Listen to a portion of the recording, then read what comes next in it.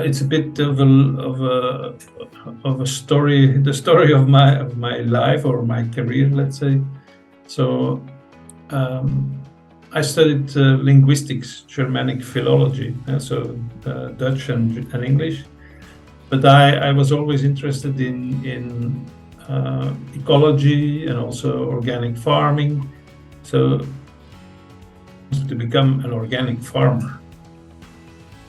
Looking with some friends an old derelict watermill with some land attached to it, so farming would go. But of course this watermill was a national monument, so we got money to restore it, and we also had to restore the old water turbine that used to produce electricity for the whole village. So the turbine was installed in 1902, and it started producing electricity as well from 1907 till 1947. So it's a bit similar in the same bit of the same period as what you're talking about in Italy, a bit earlier, just before the First World War. And so, this supply of electricity to the village lasted for 40 years, and then it was replaced by an intermunicipal entity that took over this village where I live. So we had to restore the turbine, and they told us, yeah, it used to produce electricity. So we came into contact with this intermunicipal entity that was doing the supply, but by then they turned into a 50-50 co-ownership with the private monopolist in Belgium at that time, Electrabel, NG Electrabel. And we told them, yes, we will start producing electricity again, and that's too much. We can't consume everything because we're only 20 people living in that building. So we want to sell you the rest. And their answer was very straightforward. One, you're not allowed to consume this electricity yourself. And two, we won't give you any money. You will have to pay us to accept this electricity because we don't need it. We have enough nuclear. So this meant that in Belgium at that time, and I'm talking now of the 1990s, there was no economical framework for renewables in total. So there was no support mechanism, there was nothing. So everything was focused on nuclear. And so this means there was a huge obstacle, not only for our project, but also for solar energy, for wind and hydro and whatever biomass. So you can have two reactions. Either you say, well, it's impossible, you don't do anything, or you try to overcome these obstacles. And that's a bit the story of what I've been doing with my friends and my colleagues. That's to get rid of all the obstacles in Belgium, in Flanders, so that renewable energy had a future. So I guess these were the first steps you took. Yeah. Get where what we needed first was a lobby group for renewables in general, and we were one of the founders of it. So we brought together professors from universities, NGOs that were doing things with renewables, and we started lobbying. And under the threat of a law that was regulating this, they started giving us something. So they rather gave us an incentive than that there would be a law being voted in the parliament that would regulate everything, because until then the prices of electricity, which were fairly high compared to the neighboring countries, especially for small consumers, the prices of electricity and gas was regulated in sort of community, where actually the private monopolist dictated the price, and the citizens, they were represented by the labor unions, but actually the labor unions who worked in the sector. So they had good wages and low energy prices because they worked in the sector. So this was not really a transparent thing, you know.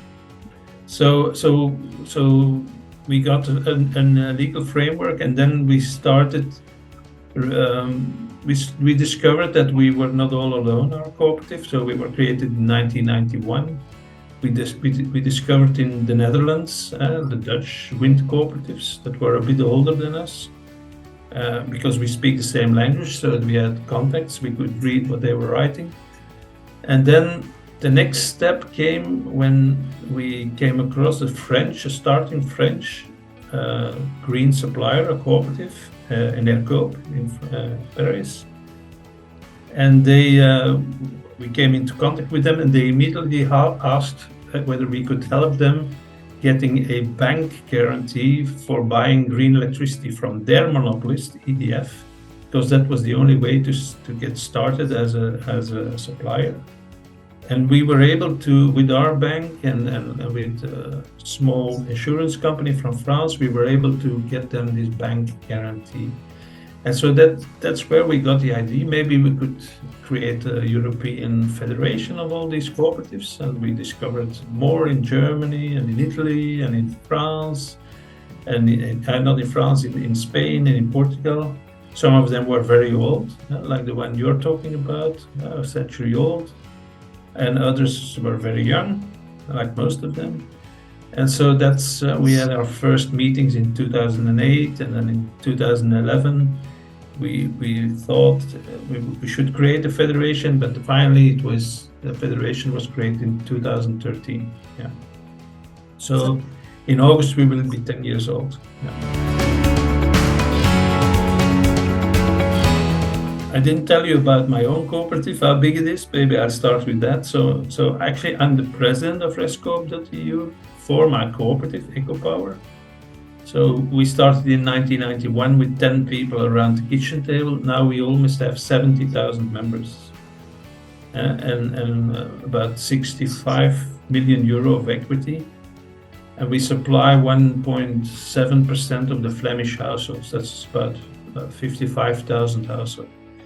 So, but EcoPower is rather an exception. Most energy cooperatives, they're project cooperatives, or they have several projects, but it's more like hundreds or thousands of people, but not tens of thousands like EcoPower. So REScoop represents the small ones, and the bigger ones, the old ones, and the younger ones. So we now represent about 2,500 energy cooperatives across Europe, directly, especially when there is no national federation, or most of them we represent through their national federation. Like in England, they have a few hundred members. In the Netherlands, there are about 700 now. In Germany, about 900. So that makes the large number. So in Belgium, we have about 60 or 70 energy cooperatives. But then in other countries, there's no federation, or there's hardly any cooperative. Like the more you go to the east, the former communist countries, I can still count them on two hands, I think. And so.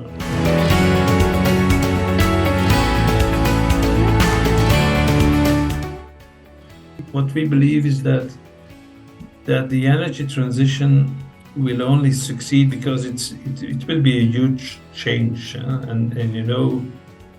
People, the average person is afraid of change, doesn't really like change, but we will need a change if we want to do something about the climate, thinking about the climate problem.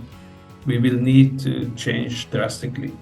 So it's essential that that everyone is involved, that the efforts that have to be made are equally spread among those who have a lot of money and those who have less money or no money, the people from the north, the people from the south, and so on. So we will need everyone on board, and we think that energy cooperatives, or energy communities as you could call them, that they are a the essential legal entity or the essential way of organizing this equal transition, because it's not for profit.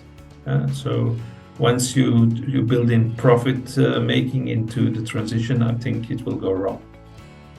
And so that's why energy cooperatives will be crucial for the energy transition.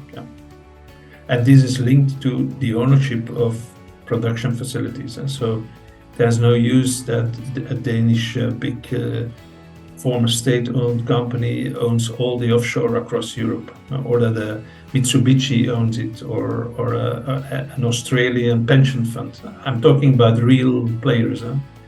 So no, even the offshore should be in hands of citizens and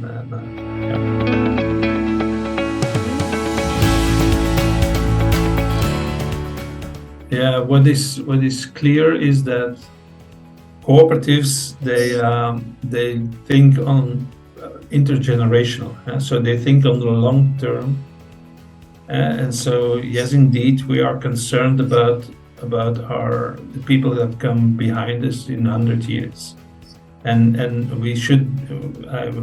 we want to be sure that they are proud of what we have done. We are proud of what people before us have been doing in energy cooperatives, and so this is another proof that the way cooperatives work, that they don't what they are doing is not led by short-term profits and the next quarter of a year or half-year results. No, so that's what we are about. We think that, and that's what energy cooperatives bring into the cooperative world. We really think that our economy should be a cooperative economy, or you could call it a social economy. This means we have to conquer the whole economy, and we believe that we progress through cooperation rather than through competition. So, and of course, the task ahead of us is enormous, but we need transition on all aspects of the economy and society.